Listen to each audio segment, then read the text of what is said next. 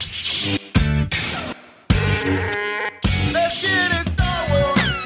Let's get it Star Wars in here. Let's get it Star Wars. Let's get it Star Wars in here. A small rebel force has penetrated the shield and landed on Andor. This is where the fun begins. A long time ago, in a galaxy far, far away. This is Rebel Force Radio, Your source for the Force. Star Wars news and commentary. With Jason Swank and Jimmy Mack. I've seen Star Wars 500 times. Star Wars #1! This station is now the ultimate power in the universe. I suggest we use it. Now it's time for Rebel Force Radio. We would be honored if you would join us. Oh my, how the time flies. I can't believe it's been 44 years since the holiday special ran. My gosh, this week marks the 44th anniversary of what has become one of the most infamous holiday specials. And that's really saying something when you think about the pantheon of holiday specials that have aired on TV over the decades. Thinking about how they age. The Rankin and Bass specials. You don't get much more classic than those. The Rudolph, the Year Without a Santa Claus. Santa Claus is Coming to Town. And you watch those as kids, and they just become so synonymous with the holiday season for you. And you grow up and you think that they're the end all be all of the holiday season. Then you start to watch them with your own kids, and you start to see them as adults, and you're like, this is really weird stuff. This is bizarre. The Star Wars holiday special, though, is unique because I think it was seen as perhaps bizarre from the beginning. I don't know. We'll have to find out from somebody who was actually there on the ground when that holiday special originally aired. And I know one person that can help us out, and that is, of course, my good friend and yours from Chicago, Jimmy Mack. Hey, Jason. Hey, Star Wars fans. Just getting caught up on some of my reading here. I got the Wookiee storybook from 1979, published by Random House, the Wookiee Storybook, which is one of the few official merchandising tie-ins to ever be produced. I got to tell you, this is truly this is the first time I'm seeing this. I had no idea that this book existed. Oh yeah, the Wookiee Storybook. It's a real good one. It's fully illustrated too. Look at that. And it has artwork, based on the Ralph McQuarrie designs for the holiday special. And of course, we would later see those designs come to full life in Revenge of the Sith when we ended up at the Battle of Kashyyyk. The effects got better, but those designs are pretty much the same. Yeah, you got the adventures of Itchy and Lumpy and Mala. And it looks pretty good right there, Look at that. I do think things advanced by the time Revenge of the Sith was released, but still, that you could almost see Yoda standing up there getting shot at by some separatist droid. Holding his heart. Yeah. I'm getting too old for this. Beep. But yeah, the holiday special. Every time this year, we talk about the holiday special, and we leave it at that. I mean, this is the only time of year we're going to talk about this. This is something that's best left to just one show a year, and I'm good with that. I'm good. Right? This is the only time we fully embrace the holiday special. Well, we're going to embrace it quite a bit. We've got producer Steven Kozak back with us. We haven't seen Steven or talked to Steven since summer of 2020, but the documentary is in full production. I think they're entering a post-production phase as most of the principal photography, as we'll find out when we talk to Steven, a lot of the interviews and the on-camera stuff has been done. A Disturbance in the Force is the name of the documentary, and it is going to chronicle the making of this holiday special. And Steven brings such a unique point of view because his father was a William Morris agent back in the day, and then moved on to television production. And if you grew up in the 70s and 80s, you were very familiar with the Bob Hope holiday specials. Bob Hope, legendary Hollywood actor, comedian. I mean, just, if there was a Mount Rushmore of, Hollywood heavyweights and legends, I think he would probably be up there. And of course, he did so much for the troops, over the years of World War II and Korea and Vietnam. But anyway, Steven's dad produced a lot of those specials. And I'm sure we'll be talking more than just Star Wars when we get Steven in the cantina. Obviously, we want to catch up with him on the holiday special documentary. Our buddy Kyle Newman is also involved. Adam Goldberg is involved. So, we've been following this one very closely. Yeah, Steven has been up to his neck in the holiday special for the past couple of years, and he's kept me up to date. And some of the people he's talked to connected with this production, he's really dug deep. This isn't going to be something that just scratches the surface and makes fun of the holiday special. This is going to be essential knowledge for fans of Star Wars and fans or just even those who just merely tolerate the holiday special like I do. I have kind of grown, I guess, maybe a little more fond of it with my most recent viewing. And for everyone out there, it's not that inaccessible like it was for me growing up to see the Star Wars holiday special. Very good dubs are available on YouTube.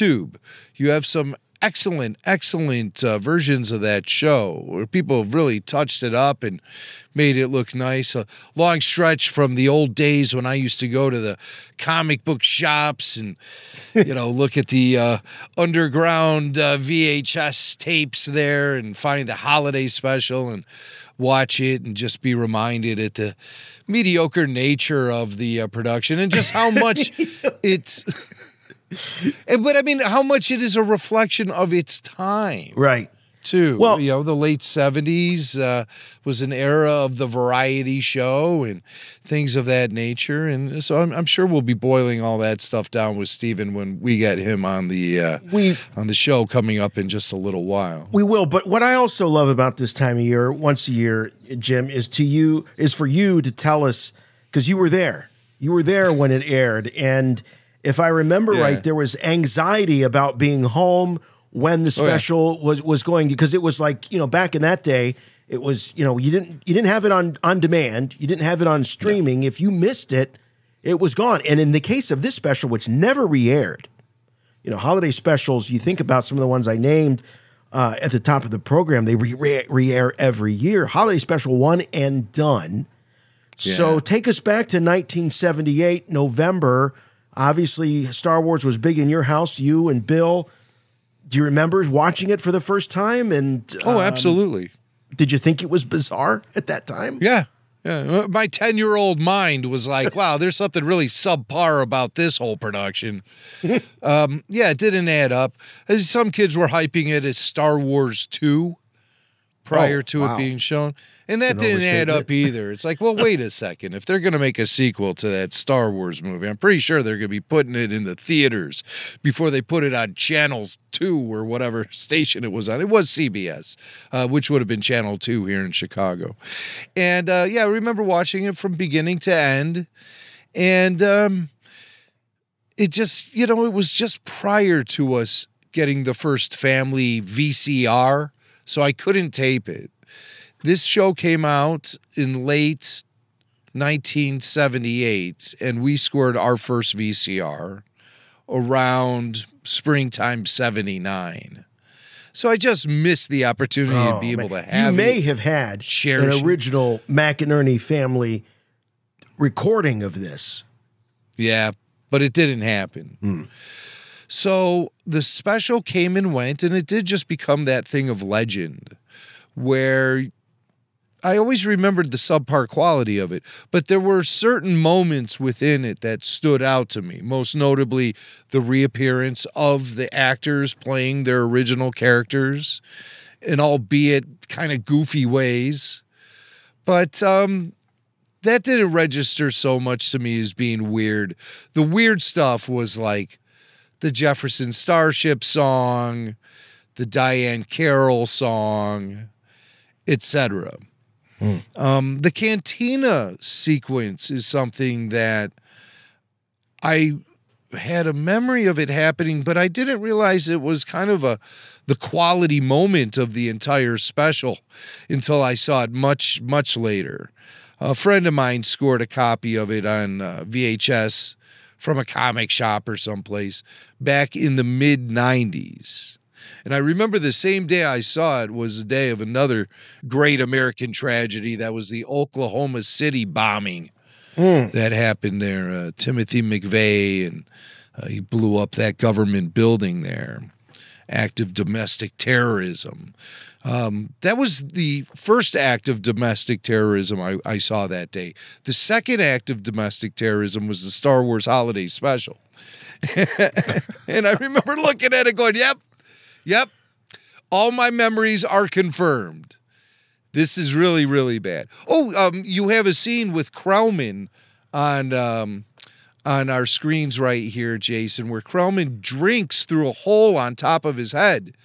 Corman becomes Krauman, a weird alien hitting on B. Arthur's Acmina in the cantina, or a cantina. It's not the same cantina. It's a different cantina, clearly.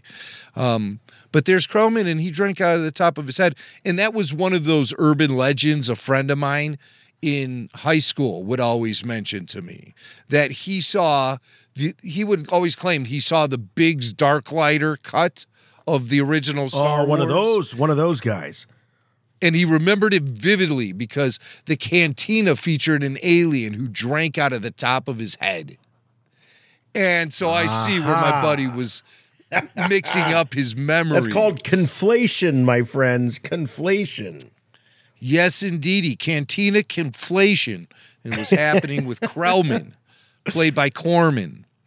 So those are just, some vague memories I have of it, and it's come back in my life, and it's still just as goofy as it's ever been. But I am thankful for these new touched-up remastered versions, 4K versions that have ended up on YouTube, and I recommend them. I tend to scrub through it more than just like sit there and watch it. Yeah. I got to say, when you see this ad that would have likely been in the TV Guide in 1978, Yes. I'm showing up here, this would be so hard for an 8, 9, 10-year-old to not see this ad in the TV Guide and think that this was the next chapter in the Star Wars saga, or what the emerging Star Wars saga. I mean, you've got some new publicity. Now, some of this is typical publicity shots that we've seen of the actors. What I'm seeing here of Harrison Ford as Han Solo, that looks relatively new. There's some, R2 and 3PO.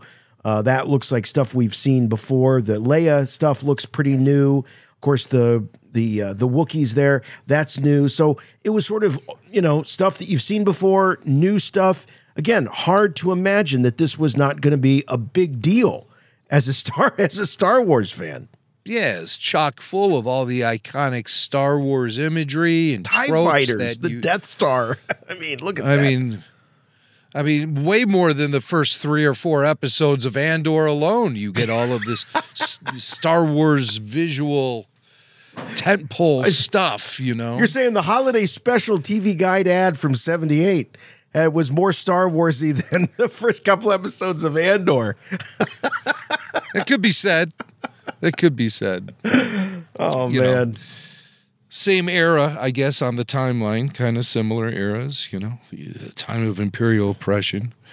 I guess Andor happens before the holiday special. Wouldn't that be interesting if Tony Gilroy just went off the rails for season 2 of Andor and felt like it really needed to connect with the Star Wars holiday special? I saw that there was some more Star Wars that a lot of people don't like to talk about. It's this holiday special. And I just decided that, we really needed to make a connection. It was untapped territory. I always feel like Gilroy's yelling in these interviews. Like, you ever notice? oh yeah,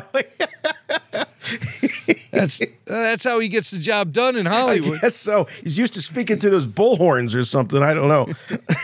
On the set. He gets his point across. For sure. But no, that would be very unexpected for season 2 of Andor to have any connection to the holiday special. Of course, Favreau was very open in the fact that he brought in some visual Easter eggs with Din Djarin's blaster, which was based on the.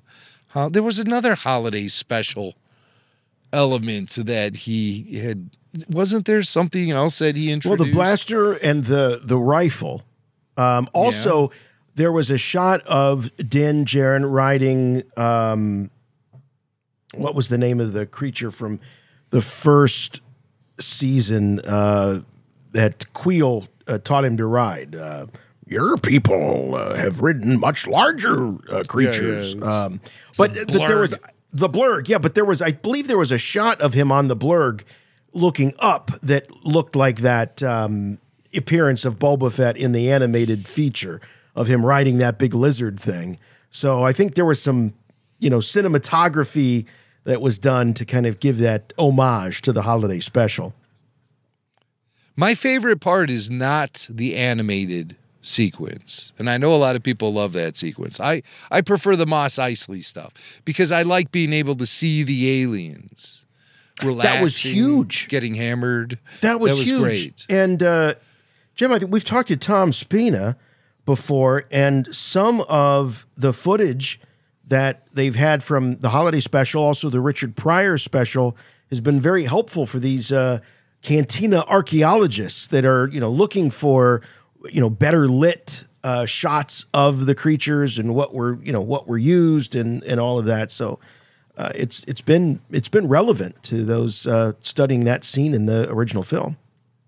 The Richard Pryor one is a lot like the cantina sequence in the holiday special where you see the aliens party, and the only difference is that Richard Pryor called Snaggletooth the N-word, which I don't think B. Arthur comes close to doing in the holiday It's special. not going to get past the censors these days, that's for sure. But that was Richard Pryor for you. Right. But wow. But nobody ever asked Snaggletooth how he felt about that. That's the real crime. Well, yeah. But it's another great sequence. But still, that Mos Eisley or the cantina, I keep calling it the Mos Eisley Cantina. It's not. It clearly is not the same cantina, even though several of the same customers appear there. Yeah. But it clearly is not the same cantina. So I have to stop making reference. I think there have been some material in the past that have come out saying Akmina worked at the Mos Eisley Cantina. But I don't see it that way. Oh, it had to be on Coruscant, didn't it? Technically, wouldn't that cantina sequence have been on Coruscant? What, in the holiday special? Yeah. No. The Wookiees are watching a propaganda film about how tough life is on Tatooine. Oh, And, so it is Tatooine. Okay. Yeah, all right. yeah. It's been a while, folks. I don't think Coruscant was really part of the conversation back in. Well, I was thinking it was an Imperial homeworld, but no, it is Tatooine. Yeah. So it is a cantina on Tatooine, and kind of decide for yourself where it actually belongs. But anyway, we'll be catching up with Steven here in just a minute, but we've got news coming up in just a moment here on Rebel Force Radio. You don't know Star Wars. This special is really for the true fan. So the true fan wants to watch Dorothy from the Golden Girls flirt with an alien. Okay, I admit it was an odd choice to have B. Arthur manage the cantina. Let's just move on. And what's the deal with Lumpy and Itchy? Chewie's family had to be named something. Lumpy and Itchy? Couldn't they have spent 15 more seconds on the names? I don't know! And I don't know why Art Carney is a family friend or why Jefferson Starship is performing for the Empire. Starship's in their name. That one actually makes sense to me. I have good news for you, my lord. That's good news. Come closer, I have good news. All right, just a little bit of news for you here this week going into the Thanksgiving holiday week. Next week, this was a surprise. We talked a little bit about it on the Andor after show, but check this out. Disney giving Andor an unprecedented cross-platform publicity push, going into the Thanksgiving holiday. That's right. So if you have been not watching Andor for a variety of reasons, maybe you heard things that you thought, well, this isn't my thing, or maybe you just don't have a Disney Plus subscription, your ship may have come in, your starship, that is, because the first 2 episodes were going to air on ABC along with FX, Freeform, and Hulu. This is the very first time that a Disney Plus Star Wars series is going to run on a broadcast network. It's all happening on, it begins on ABC Wednesday, November 23rd at 9 p.m. So check it out. Thanksgiving Eve, for those of us here in the States, 9 p.m. First 2 episodes will air, and then on FX on Thanksgiving night at 9 p.m. on Freeform on the day after Thanksgiving, November 25th at 9 p.m. And then it will be available on Hulu from November 23rd through December 7th. Of course, to watch the rest of the season, you're going to have to get a Disney Plus subscription. The season finale airs on November 23rd. Jim will be back with the Andor after show. But this is a very interesting play for Disney. We've not seen this so far. When you think about huge, iconic Star Wars characters like Obi-Wan Kenobi, I mean, if any of the Star Wars series would have made sense to put on on broadcast, it would be the start of the Kenobi series to really bring people in. Though one could argue and say, well, you know what? The Kenobi series delivered. It delivered more subscribers to Disney Plus. It didn't need they didn't need to goose the Kenobi factor. With this show, it's clear that there are fewer people watching this than any of the other Disney Plus Star Wars series. Also, they got a lot of Hollywood heavyweights. Tony Gilroy's in there, some big name actors. I suspect that at the heart of this could be perhaps a promise or maybe some work to get some award nominations, the Emmys, things like that. I don't know. What do you think about this play? I think they want to build their subscriber base, and Andor hasn't given them the boost they've seen from prior shows like Boba, The Mandalorian, and Kenobi. So they're trying to raise the profile of Andor. And it's just a great show anyway. I mean, they should be proud of it and trying to spread the word about it. Because as a Star Wars show, it's not bringing in the type of Star Wars numbers they're expecting, despite its quality. So it's going to be on broadcast TV. Might be pretty jarring to have those commercial breaks popping up out of nowhere. You know, you have Andor and he's talking to Marva and she's like, "You can't stay here and I can't go with you. Ba-da-ba-ba-ba, I'm loving it." You know, it's going to totally break the tension. You're right. You, it's going to be so jarring. It's going to be so jarring. I'm going to watch it. We were talking before we started the show. I got to see for that reason. I want to see how it flows, how it feels, and also because as exciting as it is to have Star Wars television on the streaming without commercials, there's a sort of a nostalgic part of me that's like, hey, what if we were, living in a time before streaming and, we had to sit through commercials watching our Star Wars on TV. So it might be kind of a kick to watch it that way. But obviously, the night before Thanksgiving night, it's big TV watching for families gathering around the television. I think it's a really smart time to have some of that, that old school appointment viewing. Hey, we got to be in front of the tube at 9 p.m., Eastern, 8 p.m. Central to watch this new Star Wars thing. I don't know. I think the people who are making the appointment viewing already have a subscription to Disney Plus, and they will be watching the season finale instead of the first 2 episodes. That's true. And hopefully tuning into our after show as well. And our after show. They could only show the first 2 episodes. They couldn't show the first 3. And people are like, well, they should, and it reveals the whole arc there on Morlana. Mm-hmm. But you have to remember that Sergeant Mosk drops the S-bomb for the first time in Star Wars during part 3. So they couldn't play that on broadcast TV. They actually did try to they experimented with the vocal tracks to see how it would work if they maybe toned that down a little bit. And some of our sources leaked that audio to us. And Jason, I'm going to play that part where Sergeant Mosk from Morlanda does say that curse word. And they replaced it with another curse word that's maybe a little more broadcast friendly, but I don't think it works. Well, who else could it be? But that will put them behind us. Crap. They're everywhere. So I don't think it really works. No, the ABC censors are just raining.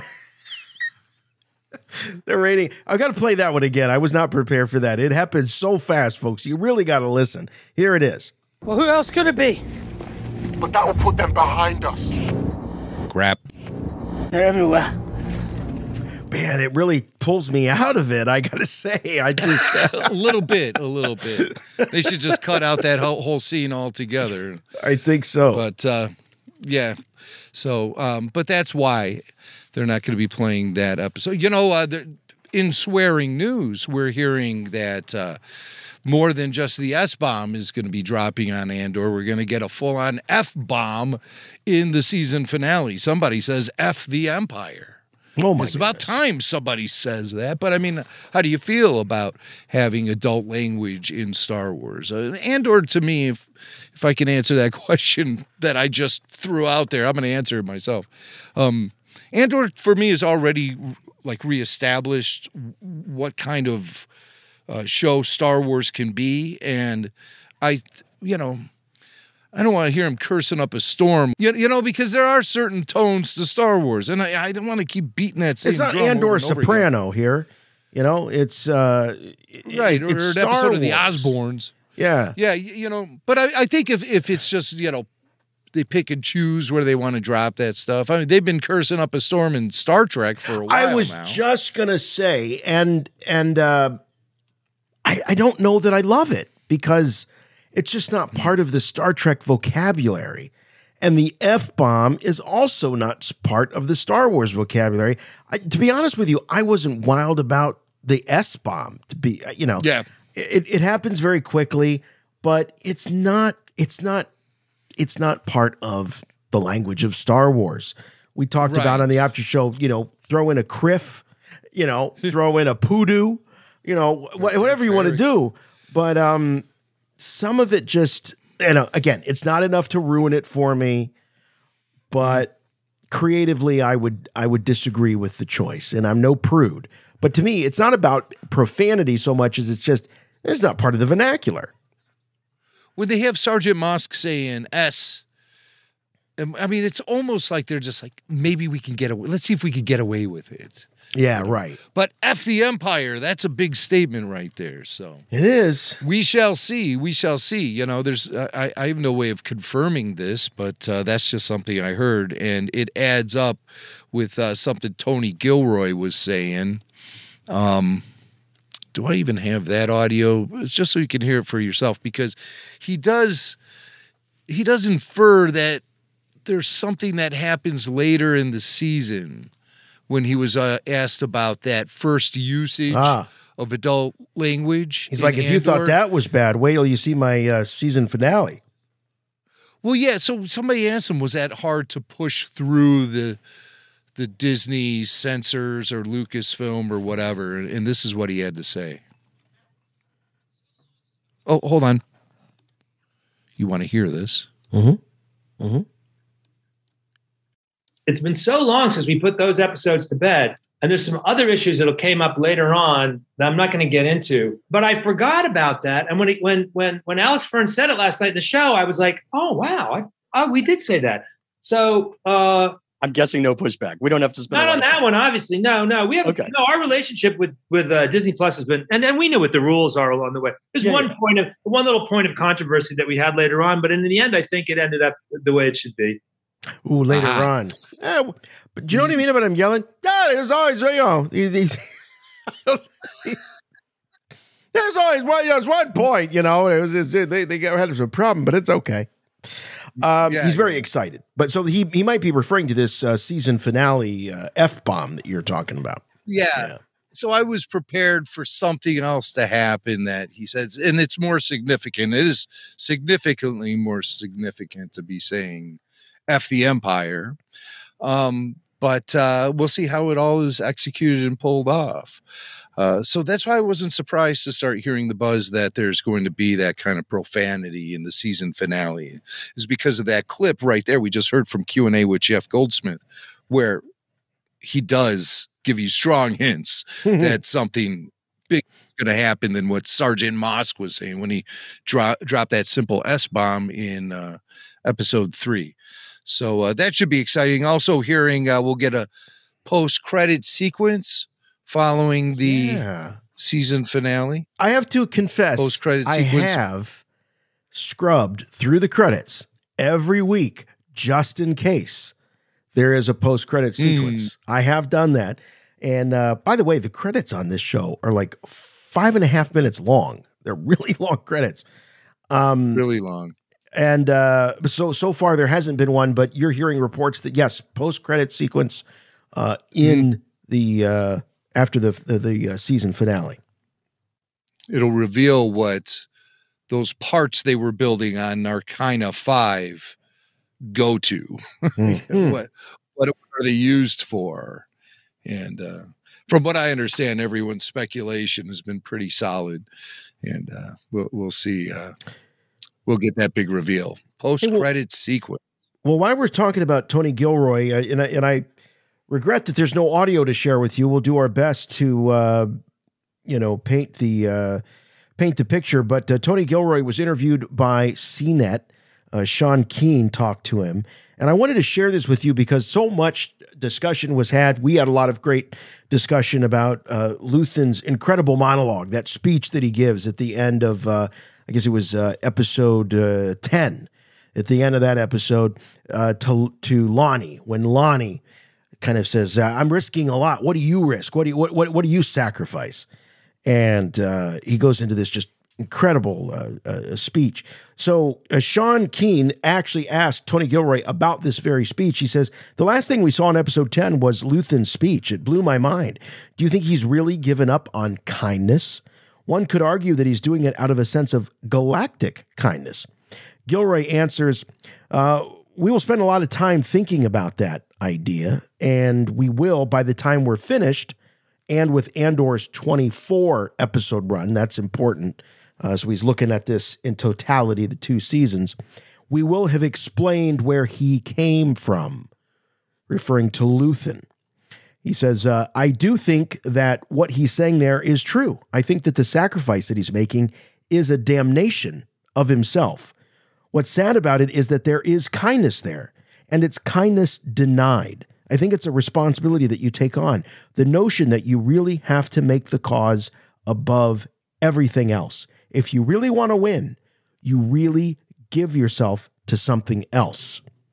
Most people who build revolutions or build big movements, few of them actually ever get to see it. There's another key right there about maybe his fate. Few of them ever actually get to see it. All through history, people have died hoping that they were dying for what was going to work out. It was probably the last thing they thought of. I hope this was worth it. Moses himself, Jimmy Mack, going back to ancient human civilization, he didn't make it through the desert. He died before they made it to the promised land. So, from Moses onwards, we've had these revolutionaries and these great figures in history that never lived to see the fruits of the seeds that they planted. Luthen Rail may be just one of those. Yeah, I think that's telegraphing the fate of poor Luthen. But the more we get to know the character, the more I want to see him reveal himself to be a Jedi who survived Order 66. Okay. He's been living You underground. brought it up, and I have to, if you listen to or watch the after show, Jim, you may have come across as one who was debunking the lightsaber theory. The lightsaber theory, those that looked at the shot of Luthen's walking stick, his staff, his cane, what have you, many people thought that the handle of that resembled that of a lightsaber. You were quoting the audio transcription or the visual. Descriptive audio. The descriptive audio track that described it as, do you remember what that was? His compact staff. His compact staff. But when I go on to Google News and I type in Star Wars, the top 10 results are Luthen revealed as a Jedi. He's carrying a lightsaber. You know, all of the websites are running with this story. Are you sticking to what you gleaned from the audio descriptive track? That's not a lightsaber. Doesn't rule out the possibility he's a Jedi, but that's not evidence that he is or isn't. According to the descriptive audio track, that is Luthen's compact staff. Could it be something that is multi-purpose in its function? It serves as a walking stick and a lightsaber? Maybe. But the descriptive audio track says, and that to me is the voice of God while I'm watching. It's the Force. It's the Force speaking to me. And it tells me that's a compact walking staff. Until we get something to debunk that, then that's what I'm going with, 100%. So, I think people aren't aware of that, nor did they see in episode 3, Luthen actually folding up that staff. So he's seen using it. Right. Yes, that's right. He is. So would you be surprised? I keep it open. I'm open-minded. It could be a multi-purpose function with that lightsaber. How would you feel? How would you feel if you're watching the season finale of Andor and 35, 40 minutes into it, all of a sudden Luthen grabs that walking stick, that compact walking stick, and rips that handle out and ignites a lightsaber and just starts slicing away? I mean, would you be happy about that? Would you be excited about that? Yeah. Because, I mean, a lot of people are talking about how a core element from Star Wars is missing from the show purposefully, and that is the spiritual edge, the Force, the Jedi, lightsabers, and those things have been constant in Star Wars since the beginning. In every version of Star Wars, I don't think there's been any sort of Star Wars stories told, on TV or live action or animation where those elements weren't involved, at least a little bit. Even in that Solo film, you got a little bit of Darth Maul using the saber, as shoehorned in as it was. You still got it. Well, Rogue One, Tony Gilroy's previous contribution to Star Wars, you had a lot of references to the Force, Kyber crystals, I'm one with the Force is with me, all of that, Chirrut and Baze.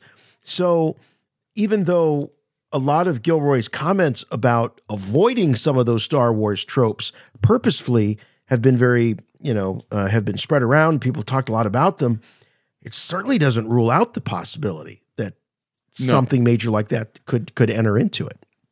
No, but the storytellers want us to believe that that's a walking staff and nothing more at this point. Right. And so, that's all I got to go with. We could turn a corner we're not expecting here and have something like that happen. And I think it would be kick-ass. Either way, wherever they take Luthen's character, it's a kick-ass character. So it is. Mission accomplished with him. Stellan Skarsgård, awesomeness. Yeah, I love it. I can't get enough of it. Every time he comes on screen, I'm glued. I love it. The best Christmas show of all time is a Star Wars holiday special, shown only once in 1978, then locked away in the Lucasfilm vault like the precious jewel it is. Every fanboy in the galaxy knows it's completely awesome. Star Wars Cantina. Where are you going, Master? For a drink. Sorry about the mess. You will never find the more wretched hive of scum and villainy. We must be cautious.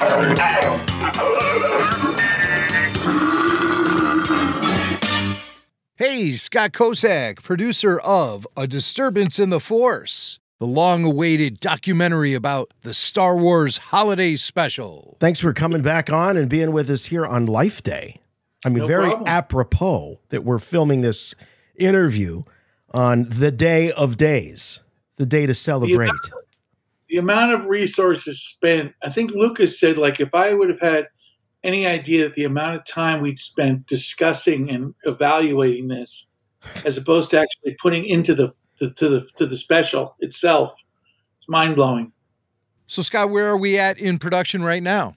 So we just pretty much finished most of the photography. We have to interview some people in Toronto, the original Nelvana people, who are their stories are really fascinating about the Boba Fett and the cartoon aspect of it. And we've kind of like just been, because that's the great stuff that everyone loves, and we've kind of put that off to the end. But we're editing right now. We've got a couple of different cuts of it, and we submitted it to South by Southwest. So we're thinking, April we might know, March we might know. And then I sold a book to Applause Books about the whole project itself, which is it's the same story, just that I could go down all these rabbit holes that I wasn't able to do in the documentary. And that's coming out in the fall, a year from now. Great. So you may know come spring whether or not this will be part of the South by Southwest festival, right? Well, no, I think in late February. Oh, late February. Okay. And so if that's the case, that will be the world premiere of this film.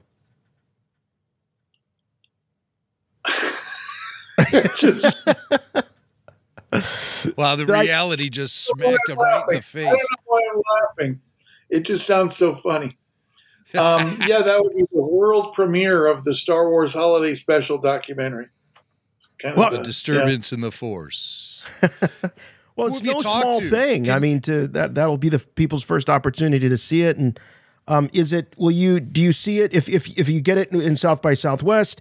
Do you see it making the festival circuit, or do you see it being available on a streaming platform? I think a lot of our listeners will want to know, okay, well, if I'm not at South by Southwest, how am I going to be able to see it? Or are the plans still not finalized there? Well, we're back and forth with a major distributor right now. We just did some additional interviews maybe 2 weeks ago. We got Taran Killen and Seth Green from Robot. I can't believe him. Seth Green. A couple other people that helped spice it up a lot. We're back and forth with a distributor. We're just kind of pushing back and forth right now. Yeah. But we'll probably wind up making a deal with them, hopefully shortly after South by Southwest. Hopefully South by Southwest, we make it, and then we can use that to commit to a distributor. So that would be. That's great. Why the holiday special? What is it that made you so excited about the holiday special you decided that it would be good fodder for a documentary? Well, a couple reasons. One is there's so many documentaries on Star Wars. Yes. It's just mind-blowing that there's nothing about the special. It's Lucas's, it's the cross he bears. He just keeps it in the closet. It's this huge hidden secret that a lot of people have never heard. I spend most of my time explaining to people what it is. When I get to talk to someone and they know what the special is, then it's amazing. They're looking at me like, oh my gosh, I totally know what you're talking about. Yeah, that's bizarre. So that was the main reason. The other reason is my father worked as a producer in television, and he produced those Bob Hope specials.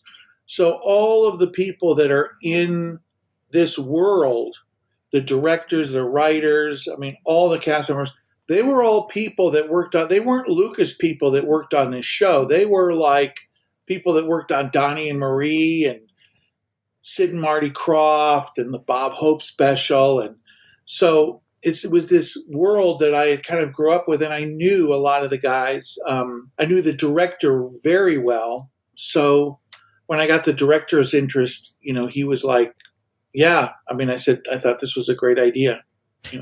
Stephen, when you talk about how this sort of dovetailed into a world that you were very familiar with, a world that your father worked in, the variety format of the 70s. It's easy for us now in 2022, we look back on the holiday special and we go, well, that's really weird. But it really wasn't so weird in the 70s, or was it? That's the contextually in 1978. Was it as bizarre then to audiences as it seems now? Not at all. No. And I think the real jarring thing when you watch it, it's not that you're watching the Star Wars holiday special or Carrie Fisher singing or whatever it is, which really isn't that bad at all. What's jarring is this weird song and dance drama, mystery, whatever, these stories, these weird, around the same time, Ringo Starr does a great special called Ringo, but it's all about this alter ego he has named Ogner Rats, Ringo Starr backwards. And it's this crazy show where John Ritter plays his manager and Art Carney is his abusive father, and he's this young guy who it's like there was a classic Flintstones episode with, I think it was Rock Hudson, where the joke was he was supposed to be Rock Hudson or Rock Quarry coming into Bedrock to escape the fans because he just wants to be a normal person. So it's that whole, I can't think of the fable what this is, but this was what Ringo Starr did. These insane numbers, and he sings with Carrie Fisher in it. That's just as bizarre. The Paul Lynde Halloween special. Oh, that is a weird one. Oh, yeah. Yeah, I think Kiss makes an appearance on that. Kiss makes it. I have to tell you this. So we had interviewed someone from Shout Factory, wonderful guy named Bruce Ward, Brian Ward, if you know him. And he was giving examples of like, well, there's also these other things, Kiss meets Phantom of the Park, and he starts mentioning, and then he mentions the Paul Lynde Halloween special. And so when my partner, Jeremy Kuhn, was editing it, he's 15 years younger than me. So when he shows he looks for a clip of the worst clip to show for 15 seconds of the Paul Lynde Halloween special, and he shows Kiss singing Rock and Roll All Night. I'm just like baffled. I'm like, dude, that's a freaking great number. What are you talking about? I remember that show. I remember waiting for that show. And to this day, that performance totally holds up. That's one of the greatest rock songs of all time. What are you? I was like, wow. I said, go through the footage and you'll see where Paul Lynde is dancing with, I can't remember her name, but she played Pinky Tuscadero from Happy Days. I think her name was Roz Kelly or something like that. Yeah, I think you're right on with that. They're singing Disco Lady. It's insane. It's insane. Right. It's so insane. It's like, how could you? But how he picked Kiss performing, I'm like, that's the best part of the special. Yeah, right. That's the least weird thing in that special. Yeah. But Kiss itself, Kiss in itself. This guy, my partner, I was like, wow, okay, we have a little difference of opinion there. Right. Kiss in itself is something that was generated out of the craziness of the 70s, and it just, the only difference is Kiss survived and is still around today. All those other crazy elements of the 70s are long gone by now, including Mr. Paul Lynde.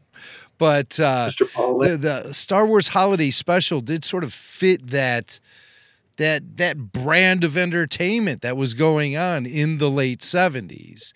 It sort of was an amalgam of all kind of different things from the 70s. Not only the variety show, but things like cheesy science fiction shows like Buck Rogers or Battlestar Galactica, and also like the 70s sitcom.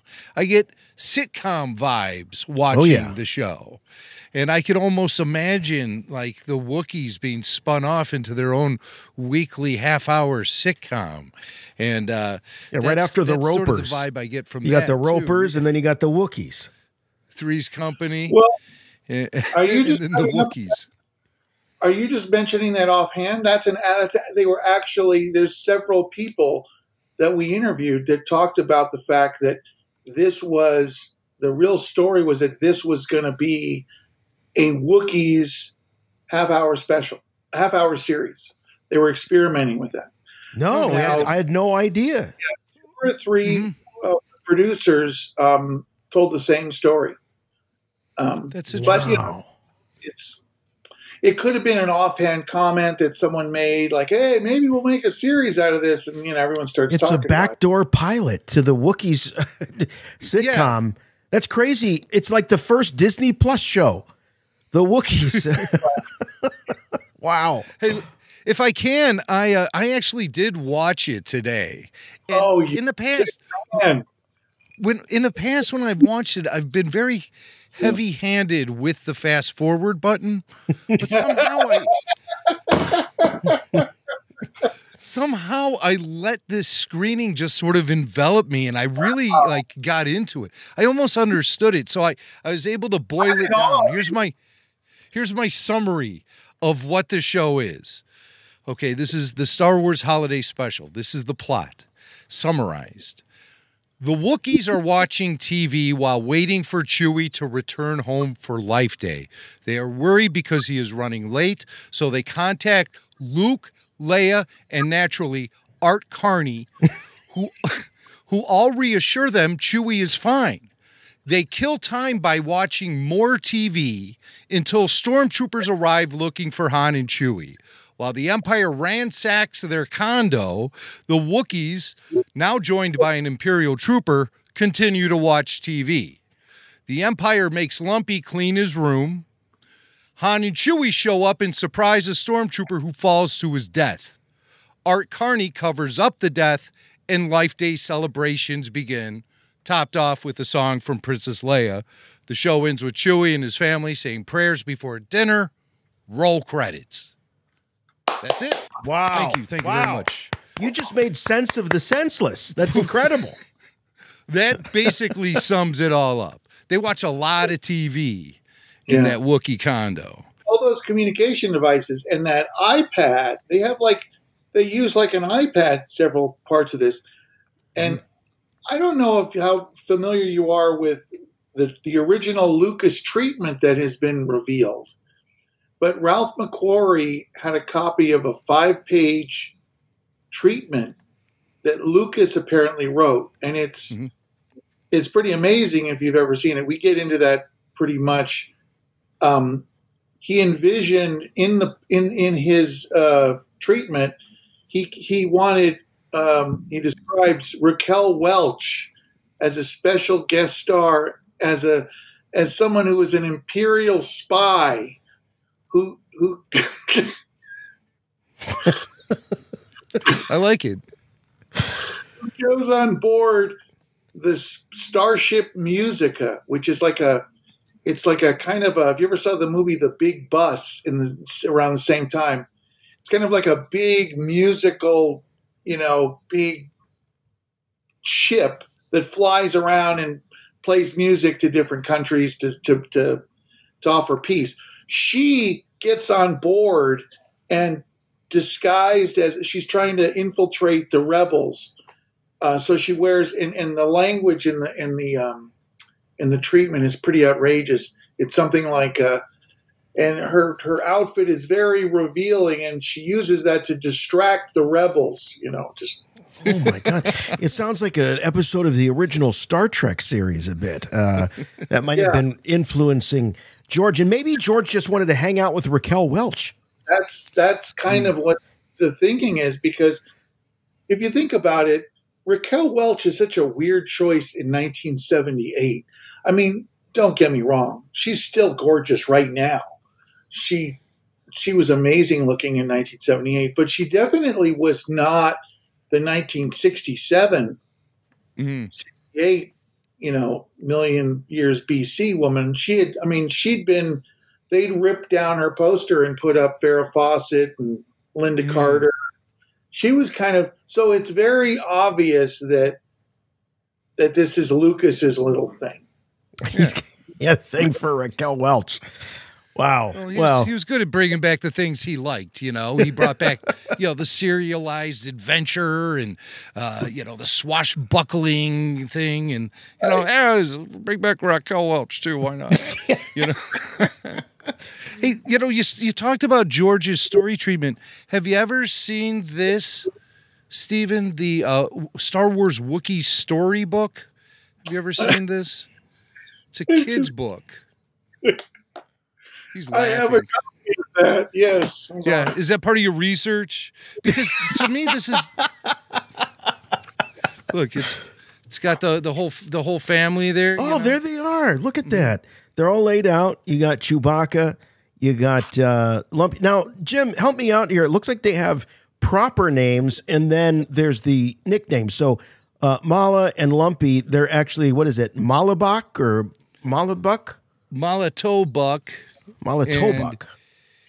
And don't you mess with me, man. Oh, wait a minute. Steven's about to up you here. Look at this. Oh, he's got it. He's got his own. That is part of his research. Yeah. Yeah. This has been around the house for a long time. And it's just a kid's story. It's all illustrated. Features the wacky adventures of Lumpy splashing around there in the pond or whatever. Here's something interesting that I find interesting. And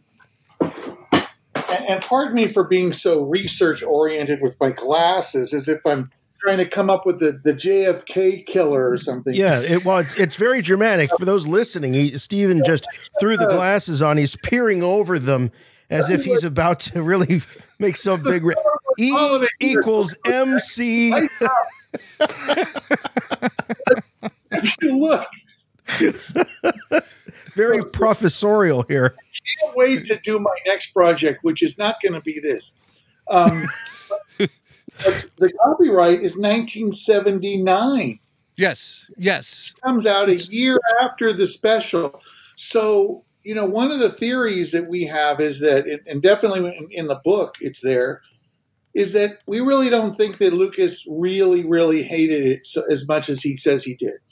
Because it made its point. It delivered all the advertising when all the toys were coming out. Toys were delayed for a year.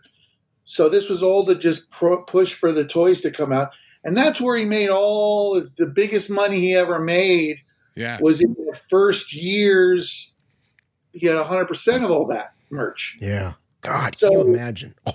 He had Luke Skywalker and C-3PO doing the Muppet special a year after this. Mm-hmm. So I really don't buy the fact that I think it just, the years and years after it, as you said, Jimmy, it just looks bizarre. You look at it and it's just bizarre. And I think as years go on, that as well as everything else, whether it's Donnie and Marie or the Bob Hope specials, it all looks weird.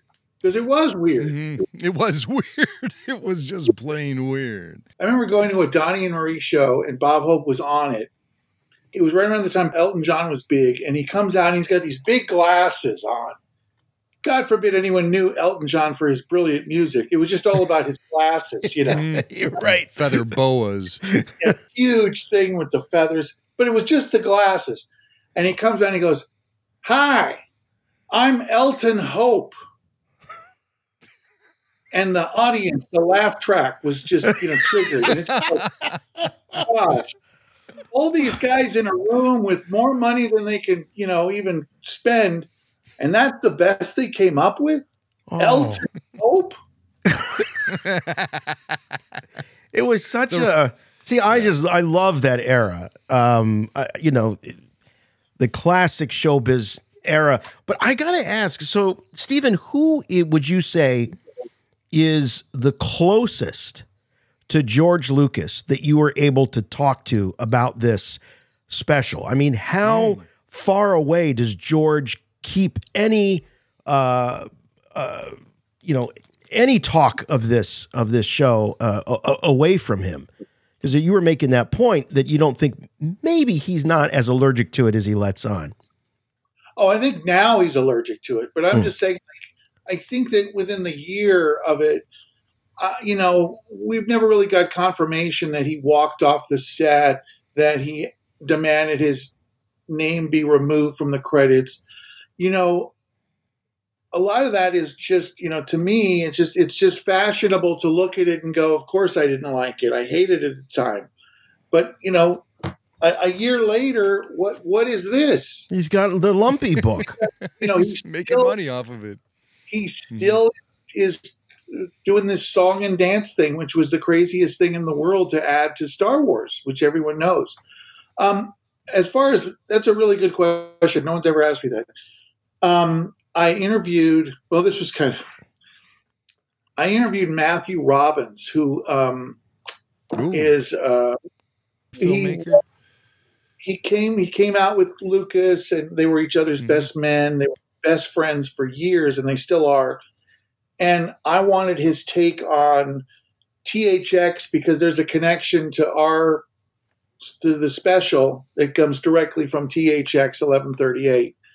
And I was trying to get him to talk about it, and he just didn't remember as much as I did. But I started to get him to talk about other stuff, about how hard it is for Lucas to accept, you know, to go from the greatest film of all time to, you know, some of his other bombs. It's not just the holiday special. It's Howard the Duck, Tucker, A Man in His Dream, Jar Jar Radioland Murders. Yeah, although I like Tucker, but yeah, I mean he's got a lot of baggage, you know, a lot of awful stuff that he did, and I just asked him how does he deal with that, and it kind of was he was very heartfelt about, you know, Lucas being very you know, he wasn't happy about a lot of the falls he had to take, and you know, he wasn't, you know, it was hard on him, and it was, you know, hard on him never getting the respect until Star Wars, because even American Graffiti, it wasn't until he was up for a nomination, because that movie didn't do as well when it first came out. So I mean, he'd had THX, and they edited this all the, you know, 5 minutes out of the final cut. They did the same thing for American Graffiti. This brilliant filmmaker just was never getting any respect. So I interviewed Matthew Robbins. I did interview a woman named Mickey Herman, who wound up being, she was the liaison for the show, who criticized the show a lot, criticized the special to death. Have you guys ever interviewed Mickey Herman? No, no. She worked at Lucasfilm.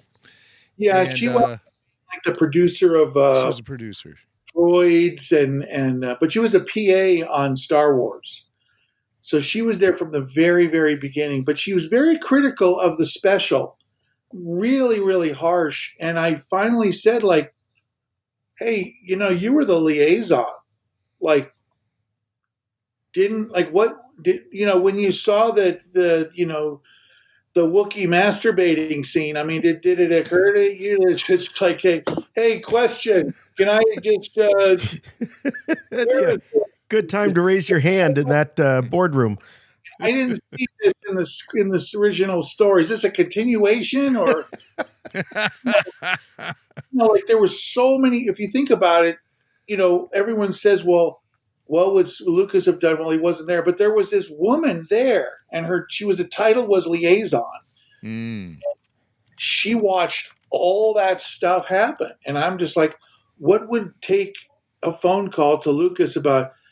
So, should I call him about the masturbating Wookiee? No.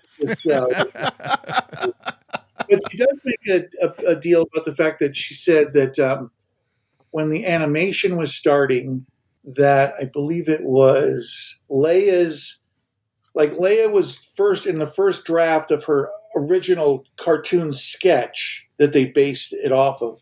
When they converted her to cartoon, that she was wearing a belt or she wasn't wearing a belt, and I guess she contacted them and said she's got to have a belt. That's Princess Leia. She was very adamant. Well, I don't care what it costs; it's going to change. And I'm like, again, but the masturbating Wookiee. I don't know. The priorities here seem to be just a little off. Masturbating. Let's get Carrie Fisher a song now. Yeah. Where do we start? You know? Is there any truth to the rumors that they tried to get Marsha Lucas to save the holiday special with a Marsha Lucas edit? Never heard that in my life. It's because I just made it up. It's a joke. I thought, well, you know, Marcia Lucas gets all this credit. She saved Star Wars. She saved Return of the Jedi.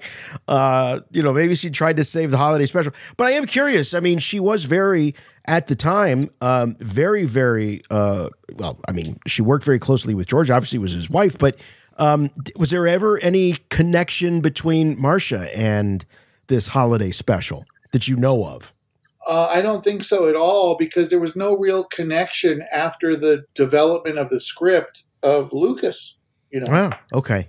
Although, you know, one of the things that I find frustrating is Lucas just not coming to terms with the fact that, you know, the more he is interviewed over the years, and there's probably been about 6 or 8 references he's made, whether on tape or in a print interview about the special. Every 5 years, it's more and more like I wasn't involved. I don't know what they were doing, that kind of thing. He was in a 12-hour writing session. He came with he created a prototype for the thing that Itchy wears on his head. He created something like with a Frisbee. Bruce Villain tells it very well. He brought it to this meeting. I mean, he was very involved in this thing. He begged his 3 stars to be in it against their will. Right. You know, he was so involved in this, and you know, I can't stand the way he just won't just acknowledge, you know, he made a mistake. Earlier this year, Disney Plus released a special about Boba Fett called Under the Helmet. And that's where I think George has made his most recent comments about the holiday special. And it is frustrating to hear, because this one opens up by saying they were doing this special as if he wasn't even involved in it. And then later, they were doing this holiday special. And there wasn't much our involvement, but I came up with the idea, why don't we take the Boba Fett character and put him in that, make a little movie out of it. So he takes critically acclaimed part of the film, of the special. And, you know, Mickey Herman does the same thing about the special. She talks about how she was involved in the cartoon, and, you know, I told him to not wear a belt, or she's got to have a belt, you know. All over that, you know. Wow. Her big contribution to it. So between Boba Fett appearing, as well as Princess Leia's belt, that's really the only involvement of George Lucas and his team, as far as they'll fess up to. Well, they were involved up until the casting. I mean, they were. The most important thing that he did, which is tragic, is he pushed them down this road.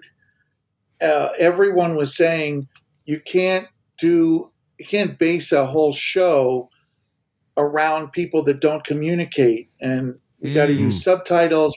And he pushed them down this road of like, make it happen. That's the parameters I'm giving you.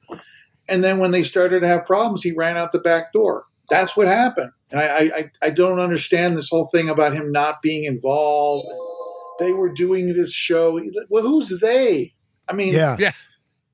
I mean, it's the most well protected IP in the history of entertainment, and he acts like somebody just, you know, broke into his house at night and stole all of his Star Wars toys and created this special out of it. And, this mysterious they, unbeknownst to him. Yeah. And it's a shame because I disagree with people. I don't think it's that bad. I think there's some really, I will say, I'm a little biased when I grew up in Hollywood, I knew 5 or 6 celebrities in my whole life. And one of them, we did know B. Arthur, and I have a soft spot in my heart for her. And I don't know if it's because of that. That ballroom scene is amazing. It's amazing. It's you're mocking I love me. it. I'm with you, Steven. That's my favorite part of the whole show. That barroom scene. We have Gilbert Gottfried. We have on the show. Right before he died. Yeah. Oh, that's great. And he had some great lines. And one of the lines was, he says, in one of the scenes, B. Arthur is nuzzling with a giant rat. Yes. And he's like, that's been always one of my biggest fantasies, was watching B. Arthur nuzzle with a giant rat. And then he goes, oh, and at one point, the giant rat goes, hey, get B. Arthur off of me.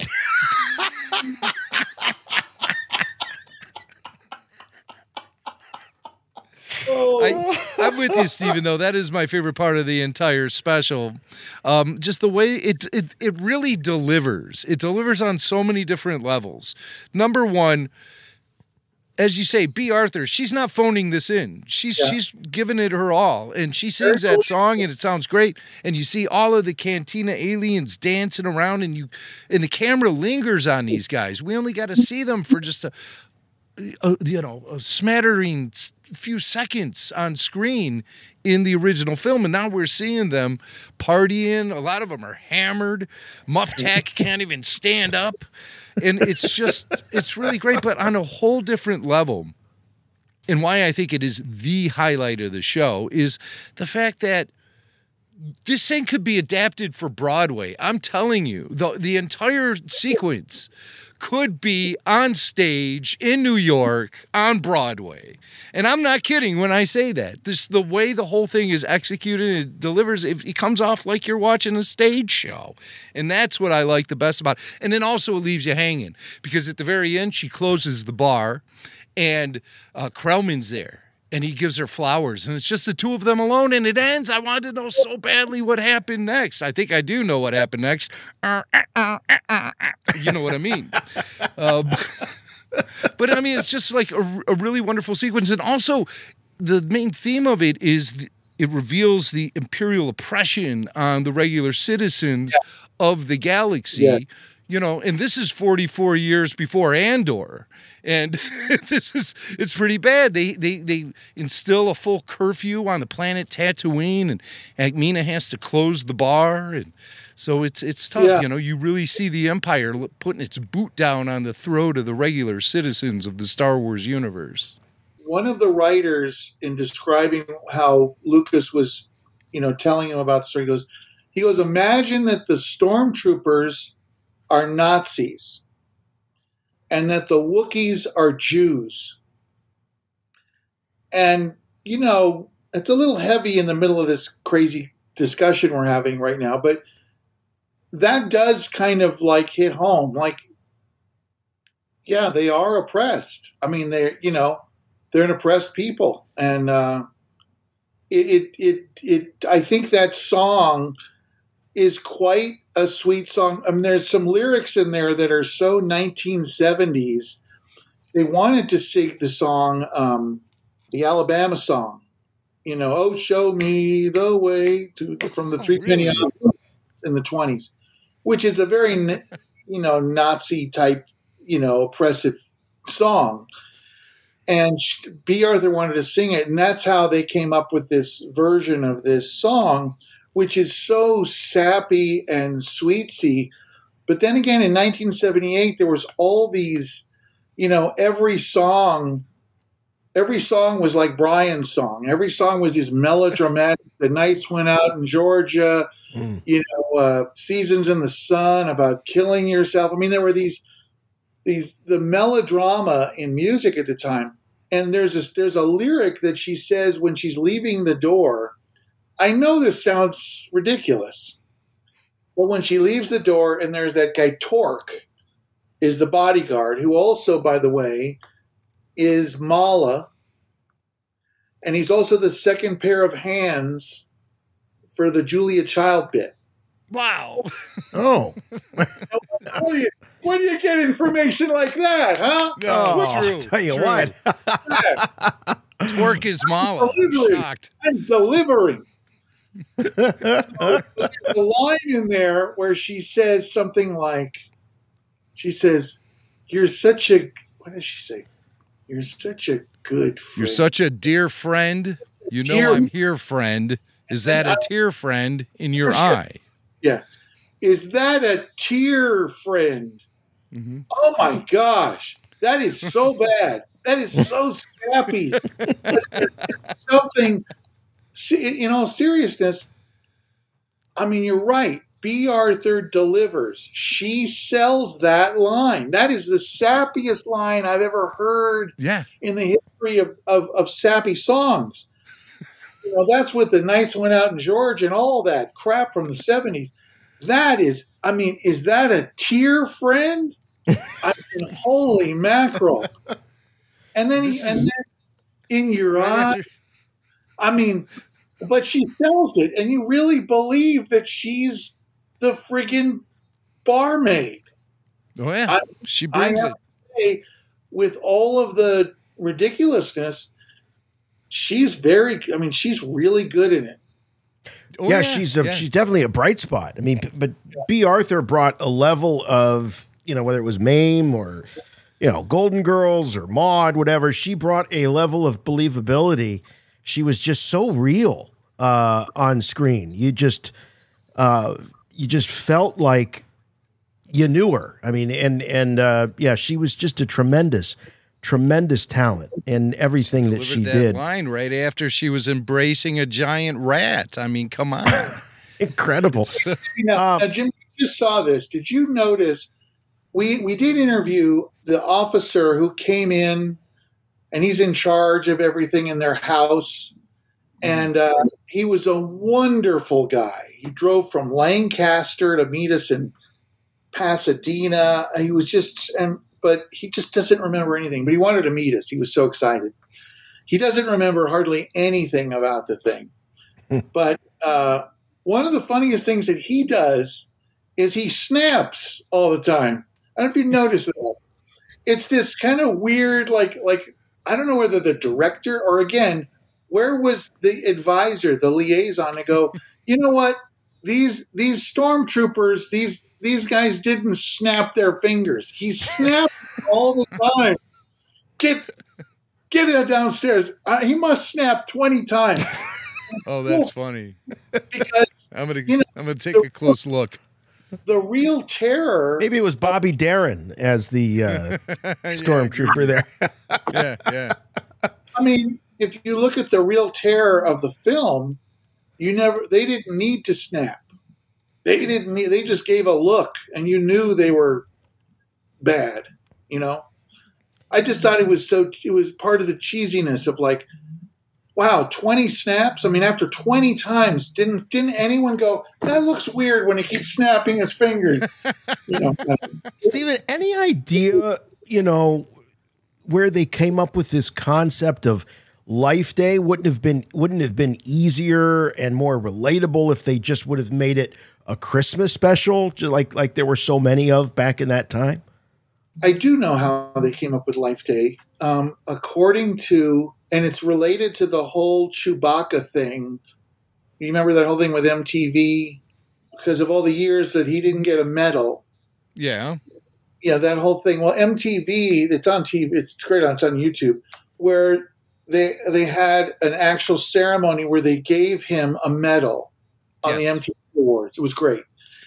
Anyway, so I was interviewing the liaison, and I said, "What is the deal with the Chewbacca?" He says, "Everyone asks me that, and I was kind of wondering how come he doesn't get a medal either." And George said to her, and she's quoted as saying in the documentary, she says, George said that the Wookiees don't want medals. They don't want recognition. The gift that Han Solo gives him is he promises to take him home for Life Day. Wait a minute. Sense of the world.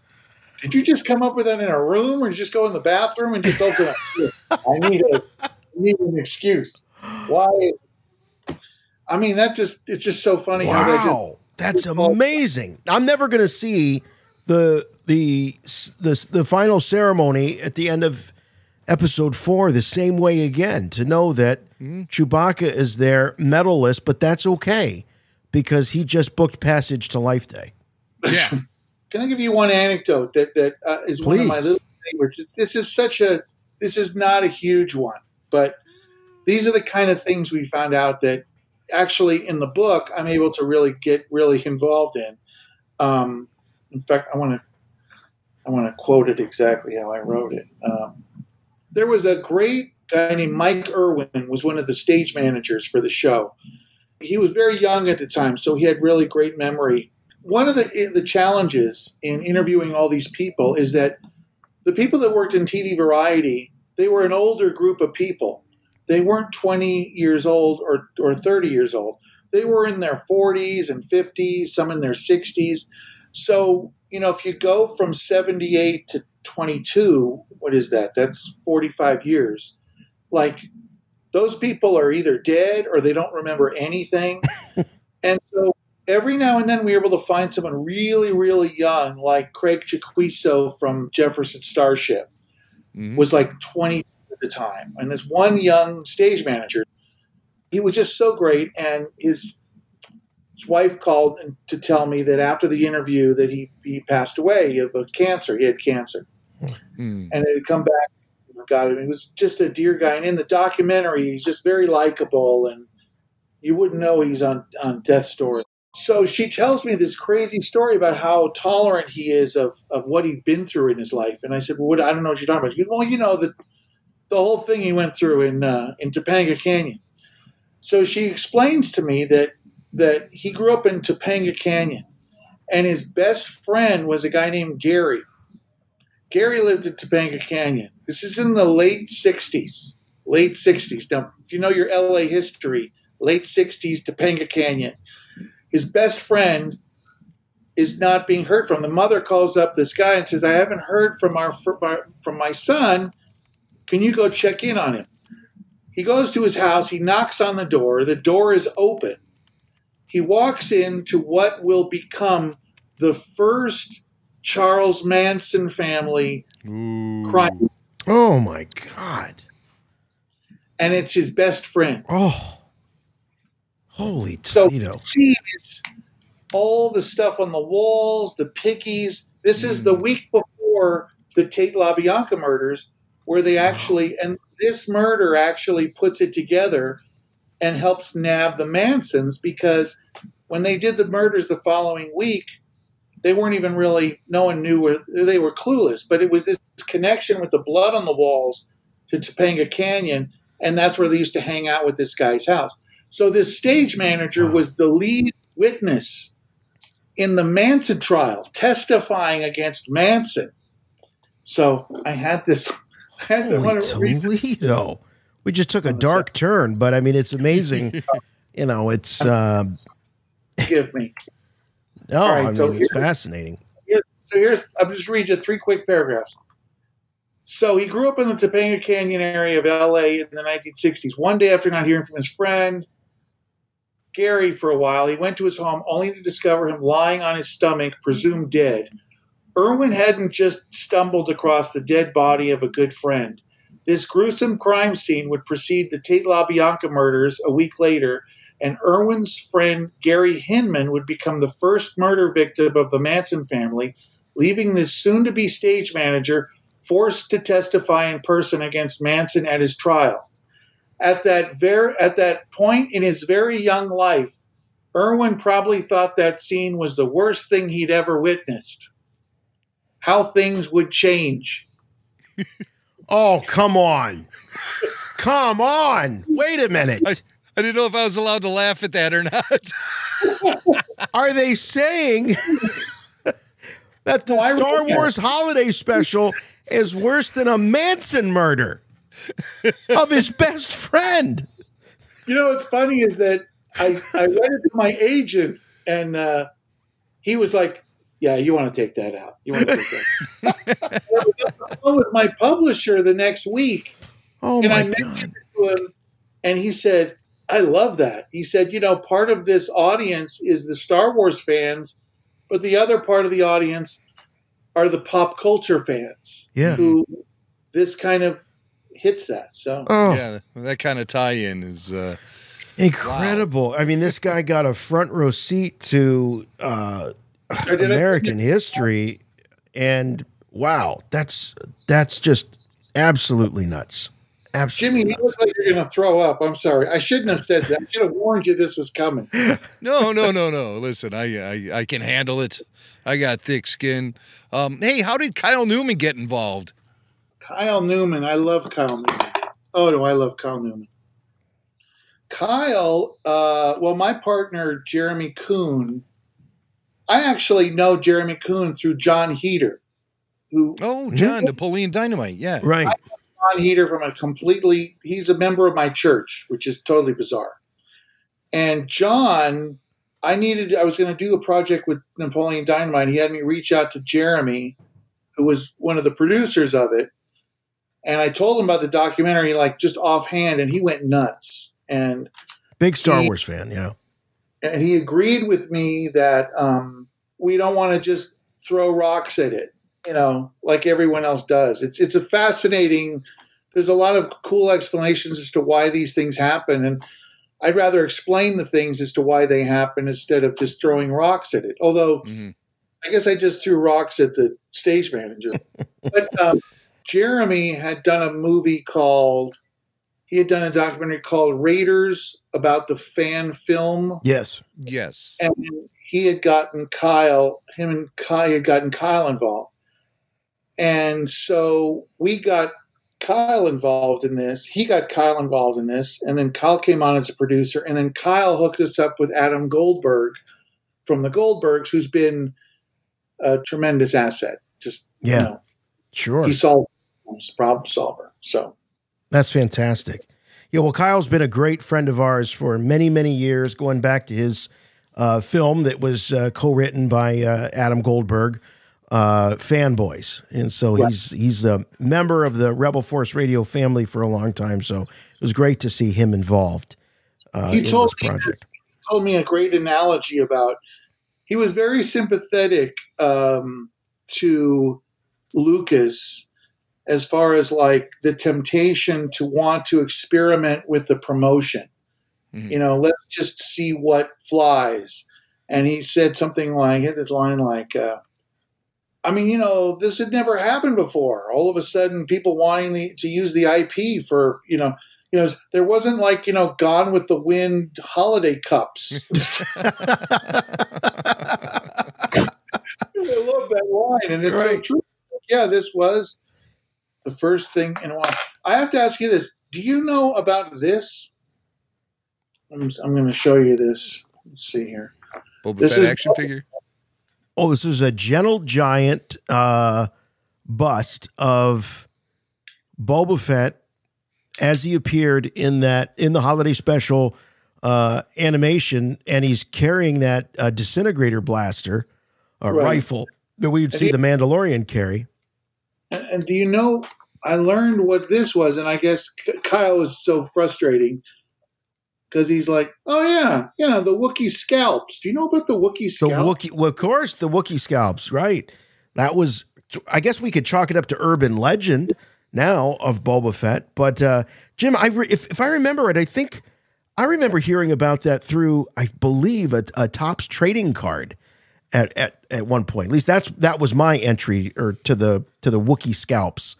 Yeah, I just recall it being an additional accessory that came with the 12-inch action figure back in the late 70s. Right. Wookiee scalps. Yeah. When I interviewed, who we're going to interview on tape, but I interviewed them for the book, the Nelvana people their story is so fascinating. What they've done in their career, the three of them. But the guy was telling me about the Wookiee pelt. I had never heard of this thing with this. I thought that was just some kind of, I didn't know what that was. I didn't think that was someone's scalp, of course. I didn't think that was a scalp on a toy. Why would I think of a scalp? And yikes. And he started telling me that, oh no, it's a, I said, what do you mean a scalp? And he's like, scalp. So then he starts going, but back in the days of the Indians, if someone I was like, I know what a scalp is. I know. You don't have to go back to cowboys and Indians to tell me what a scalp is. I'm like, why is he wearing it like it's a fashion item? Well, it's part of his thing, he's proud of it. Like when he goes back into the whole thing with the scalp with the Indians. I'm like, I know, but we're a little beyond the Indians. So he told me this great story that he had come up with the idea to put the scalps on it. Then he sent it back to Lucasfilm, and they took out that part of it. They didn't like that part. But the Nelvana people kept saying, I think it's a great idea. And they said, well, we're not even thinking of making him a bounty hunter anymore. We're going to maybe put him back as whatever he was, a stormtrooper or whatever that was. Like a super stormtrooper or something. And, right. And when he saw, and I guess the head guy in Nelvana got on the phone and said to Lucasfilm, you're killing this really great story arc here. There's a great story with him being a bounty hunter. Anyway, when he told me this story and I don't know why I just love this, but when they were trying to pitch themselves for the cartoon, they were up in Toronto. They had no money. They were working in an office, and on the same office in Toronto, they actually shared it with a smelting factory. So there was like raw fish in the air while they were putting this together. So they had no money. They come down to visit Lucas, and there's all this clandestine things because they're cutting Empire Strikes Back in a storefront. And he's got to close his eyes and wear a mask when he walks through, and you can't hear anything. They were so clandestine about this. And then Lucas takes him out to lunch. He goes, let's go get something to eat. And he takes him, I don't know why I love this so much, he takes him to Taco Bell. Jeez. George has been known for his fast food etiquette, and Really? I've been focusing on his whole barmaid B. Arthur angle. I never realized there was a whole fast food section to his personality. Oh yeah. Daniel Logan, who played young Boba Fett, told us that George took him once to In-N-Out Burger, and that was their big lunch date. So, yeah. Yeah, I could see. I mean, my dad, when he was working with Bob Hope used to drive through the drive-through, and they'd get In-N-Outs all the time, and they all knew his, oh, hi, Mr. Hope, I'll get it for you. In-N-Out Burger is a little different. I mean, Taco Bell, I don't know if people really crave Taco Bell like they would In-N-Out. Well, all I know is that both of them taste really good after midnight once you've seen a concert on a Friday night. That's when I want to eat that stuff. So, hey, Steven, just to kind of give folks the timeline again, you mentioned at the top of the interview, we're looking at potentially a summer release, a summer 2023 release of this. Could be at the South by Southwest Festival. That could be the world premiere. Also in the fall, a companion book documenting the making of the documentary. Is that correct? It has nothing to do with the documentary. It's a separate. I mean, I discuss a lot of things in the in the book that we don't even touch upon. Oh, okay. There's just not enough. The problem with documentaries is you just can't get too caught up with certain stories. Storylines. You just get.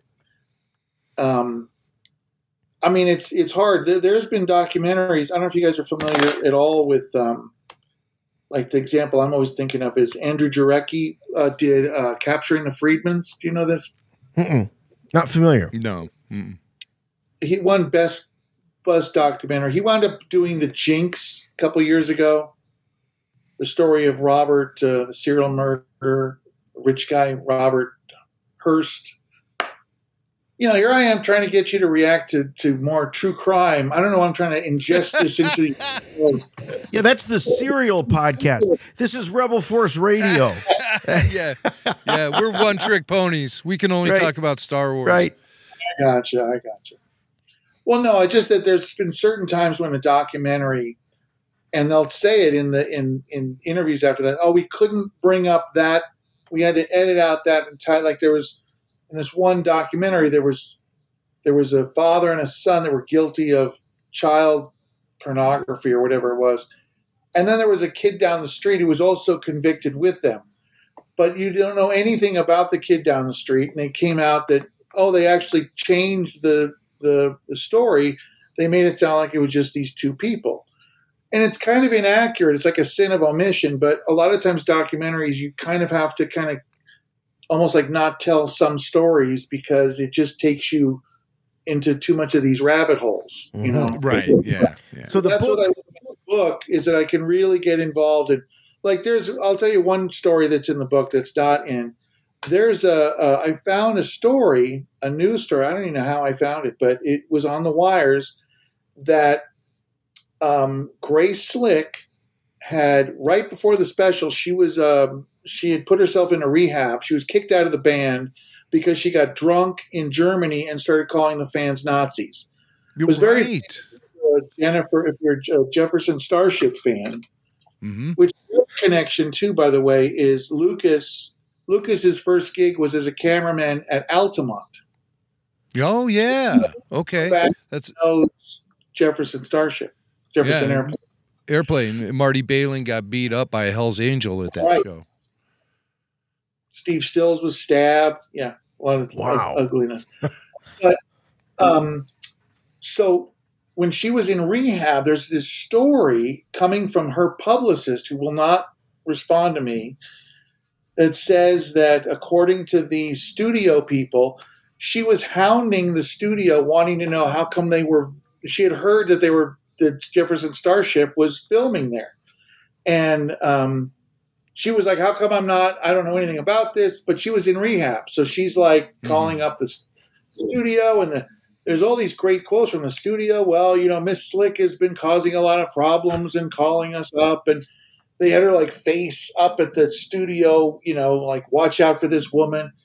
And I love the irony because here's a woman who is desperately trying to break the law to get in to be part of a project that everyone ranks as the worst thing they ever did in their life. She's risking it all to be in the Star Wars holiday special. That is the most misguided mission of anyone trying to trespass. Man. See, we've just scratched. Every time we talk to you, we've talked to you a couple of times now, Steven. I always come away thinking we've just scratched the surface of the incredible amount of stories that are that make up the history of this holiday special. I can't wait to see the documentary. I can't wait to read the book. So it sounds like everything is going well. Everything's on target. We got a book in the fall. We've got hopefully the premiere of the documentary. You're working with a big distributor, so hopefully we'll get news on that. Please, by all means, keep in touch with us. Let us know how things are going. We're also obviously in touch with Kyle Newman as well. But we want to make sure that when this is out and people have had a chance to see it, that we bring you back on and talk about this because I'm so excited. I also want to say, as somebody who just loves that whole era of variety shows and the classic entertainers, I think you've got a lot of other stories that don't pertain to Star Wars. So there's probably maybe another documentary or a book in the works, especially chronicling, your dad's contribution to a lot of this stuff. That would be great. Hey, that'd be neat. Yeah. My Steven's like, if this project doesn't kill me, I'll think about doing it, Swank. No. What's funny about it is that, like the typical, when I interviewed Craig Chiquiso from Jefferson Starship, he was so funny when he found out that Bob Mackey was one of the designers on the show. We wouldn't have thought of this because we've seen the show as his first impression is, wow, what kind of costume is he going to make for me? He's probably going to make us these, like, we're going to be stormtroopers and we're going to, be dressed up in, as Luke Skywalker. And he had this whole thing in his head that Bob Mackey was going to create this, Obi-Wan Kenobi kind of a thing with him. And they were just led into a room with a bunch of costumes, like literally like my kids, my kid has a chest that they just go through, here's the costume box. Right. Here's a costume box. And that's what it was. That's the kind of mindset. But one of the things he said to me was that when I first spoke to him, he said, yeah, there must have been someone on staff at CBS that was a big Jefferson Starship fan, because they picked out some of the songs, and they I don't know, he was trying to come up with these explanations as to why they were big fans of the show. And it was so sad because I knew how my dad worked. My dad used to pitch specials like, at lunch, just throw these crazy things. Dorothy Hamill does Romeo and Juliet on ice. Great. Or it was like, Rowan and Martin on ice, or they go to Hawaii. Hopefully these were over a 3 martini lunch. That's what I'm hoping. Yeah. So there were just these offhand comments. And I'm thinking, like, I know the type of people that would have booked Jefferson Starship. And I'm realizing that he doesn't realize that the reason they were booked was because of the freaking name of their band. That's it. There was no other connection. Star, Right. That's it. Had there been a Star Trek holiday special, they would have been on that one. Yeah. I'll give you one story about my dad. Let me try to narrow down one of my dad's goofiest things that he did. One time, it was really cool because growing up with him, I could go to the Bob Hope specials and I could see anyone I wanted to see. But it never happened because there was no one ever I wanted to see. I didn't want to meet Sammy Davis or Marie Osmond. I had no. Oh, how dare there was never anyone. But I would always think, like, maybe there's a chance. Maybe there's a chance that there's going to be someone good. So I would always ask him, who do you got booked? And it was the same thing. Oh, we got Sammy Davis, and it was always they used to love to book the Wonder Woman, Linda Carter, to sing, and oh gosh, just the crap. And at one point, he comes home, and it's after this. I think it was like the 87. Let's see, 85 Grammys was Michael Jackson, and then the next year was Lionel Richie swept all the awards. And I think the next year after that was when Janet Jackson swept all the awards. So like a couple days after that, he says, you're not going to believe it, we booked on the show. And I'm like, who? He goes, LaToya Jackson. And I'm like, LaToya Jackson? For the Bob Hope special? He's like, yeah, she won all these Grammys. She's huge. And I'm like, Dad, are you sure you booked LaToya Jackson and not Janet Jackson? I'm thinking, he didn't have a chance at booking Janet Jackson. Right. Janet Jackson would be on the Love Boat before she'd show up on a Bob Hope special. I'm thinking, being very suspicious, thinking, I bet that he probably booked LaToya Jackson. And they got a phone call. He goes, no, they called us. I'm like, I'll bet they did. And he said, no, she's famous. She's in the news. I said, Dad, she's in the news because she just posed for Penthouse. And Bobby Cioni is on all these shows. And it's true. That's the time. Just because of that. And I finally said to him, Dad, like, Bob Hope was so delicate about the type of people he'd have on the show. Someone who had just posed for Penthouse, I just couldn't imagine that it would fly. And it's funny because your mindset is like, oh, my dad's going to get fired. He's going to get in trouble. How's he explain this? He didn't need to explain it to anyone. Hope's just as stupid as he was. Hope's thinking, oh, we got one of the Jacksons. Yeah. Because there wasn't she couldn't just Google at the time. If you just were Bob Hope at the time and it was 2022, you would just Google LaToya Jackson. Right. And the Penthouse stuff would come up and you'd go, oh, we don't want this. They all just a member of the Jacksons. It was a great get. Oh, man. That stuff is just solid gold. I love it. That's how LaToya got most of her work back then. It was just the name connection, Sure. I think so. One more story and then I'll go. One more story. Yeah, Sure. Of course. Go for it. Early in my dad's career, he worked at William Morris, and he was an agent at the New York office. And Colonel Tom Parker was representing Elvis Presley. And so this agent says, could we try to get an audition for this kid, this Elvis Presley kid? Well, he got an audition for him at some talent scout show.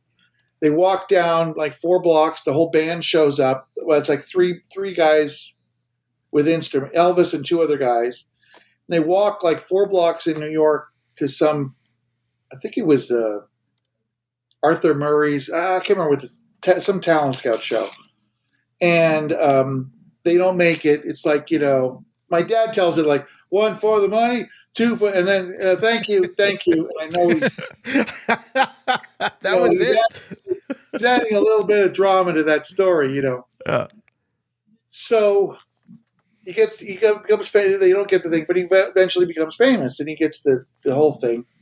So now my father is in New York, and the New York agent, a guy named Jack Gilardi, he was married to Annette Funicello. He says, are you going to L.A. because Milton Berle was doing a big show in San Diego on an aircraft carrier, and Elvis Presley was going to be on it? And my dad represented Milton Berle, so he would always go to those shows. So he's like, yeah, I got to go to the Milton Berle show. He goes, are we going to see Elvis and Tom Parker? I need him to sign a contract. So gives him the contract.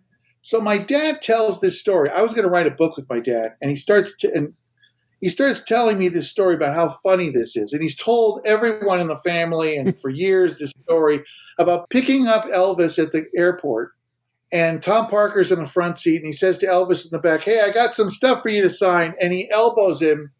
Parker elbows him and says, hey, we don't talk business in front of the kid. So I love that. That's probably true. It's an aircraft carrier. Yeah. He's trying to pull the wool over the kid's eyes is what he's trying to do. Right. So he gets to the aircraft carrier, and my dad's favorite part of the story is them trying to find a room because he says it's a really big contract and he has to initial every page.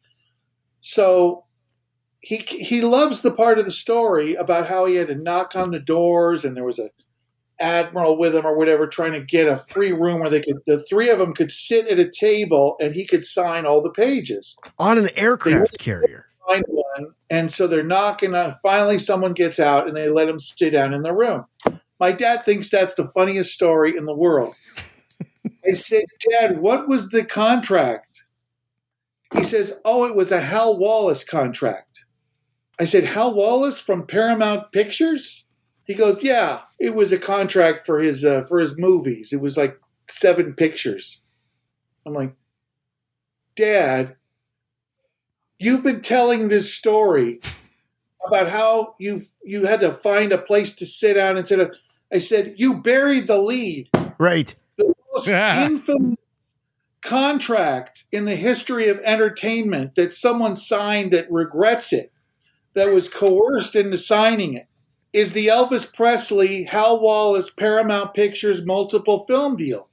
Yep. I said, and you brought the contract and put it in front of them with a pen. Oh, no. I said, are you That's the funny serious? part. If you don't get the relevance of this, what do I have to do? Wow. Then, of course, that got us Blue Hawaii and, you know, the list of all of those Elvis and Anne Margaret films. Wow. That's incredible. Man, it's been so much fun catching up with you. I love my father, but, you know, when I see the special, I get soft because I know there were a lot of people that meant well. Right. You know, they just curing cancer at the time. They were putting together these silly shows, you know. Well, the documentary is A Disturbance in the Force. If you go to the website, holidayspecialdoc.com, you can sign up and make sure that you're notified when the film is released. Of course, you can also listen to us here at Rebel Force Radio. We'll be making sure that we cover the release of this later this spring and into the summer, as well as the book in the fall. So we can't wait to hear back from you, Steven, you as well as Kyle. And, you know, it'd be great to have you and Kyle and Adam and, you know, whoever else you want to bring on to really celebrate the release of this film. So you can count on us to help spread the word amongst our listeners and viewers here. We will definitely do that. All right, my friend. Thank you so Steven. much. As always, we appreciate it. Take care. Have a great Thanksgiving. For the support. I always appreciate it. Thank you. You're so Later. welcome, and happy Thanksgiving to you. And happy Life Day. Take care, my friend. Take care. Jimmy, Jason, thank you. Thank you. Bye. Mr. Mark, when you were on the Wookiee home planet, how did you even understand what they were saying? I don't remember ever being on a Wookiee home planet. Actually, Luke was on the Wookiee home planet Kashyyyk in the holiday special when he helped Chewie get home to his wife. Chewie had a wife? Her name's Mala. Wow, it's impressive. Yeah.